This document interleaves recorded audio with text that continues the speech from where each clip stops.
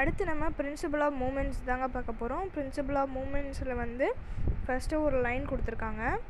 அந்த லைனில் வந்து ஃபஸ்ட்டு ஏ பின்னு எடுத்துக்கிறாங்க. பிவோட் பாயிண்ட் வந்து நீங்கள் பார்த்தாலே தெரியும், இந்த கார்னரில் தாங்க இருக்குது. Anti clockwise moment clockwise moment ரெண்டுமே வந்து கடைசியில் வந்து 0வாக தான் இருக்கும்னு சொல்கிறாங்க. எப்படின்னா இது வந்து கம்மியாக இருக்குது, இது கூட இருக்குது. ஸோ இது வந்து ஆன்டி கிளாக்வைஸில் ரொட்டேட் ஆகுது, இது வந்து கிளாக்வைஸ் டைரெக்ஷனில் வந்து ரொட்டேட் ஆகுது அப்படின்னு வச்சுக்கோங்க. சீசாராக எக்ஸாம்பிளுக்கு சொல்கிறாங்க.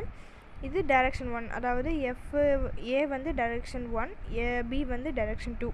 கீழே இருக்கிறது வந்து F1, இது F2, ஃபோர்ஸ் 1 ஃபோர்ஸ் 2ன்னு வச்சுக்கோங்க. இது வந்து நான் சொன்ன மாதிரி தான். பிவோட் பாயிண்ட் வந்து கொஞ்சம் இந்த சைடு இருந்துச்சுன்னா, லைட்டான பர்சன் இந்த சைடு, ஹெவியான பர்சன் இந்த சைடு இருந்தாங்கன்னா ஈஸியாக வந்து தூக்க முடியும் அப்படின்னு சொல்கிறாங்க. ஓகேவா? இப்போ பிவோட் பாயிண்ட் வந்து தள்ளி வச்சுருந்தா கண்டிப்பாக வந்து ஈஸியாக தூக்கியிருக்கலாம். ஓகேவா? இதை வந்து ஒரு கணக்கில் சொல்கிறாங்க. ஹெவியான பர்சன் வந்து லைட்டான பர்சனெல்லாம் தூக்கப்படுறாங்க அப்படின்றது இந்த கணக்கு.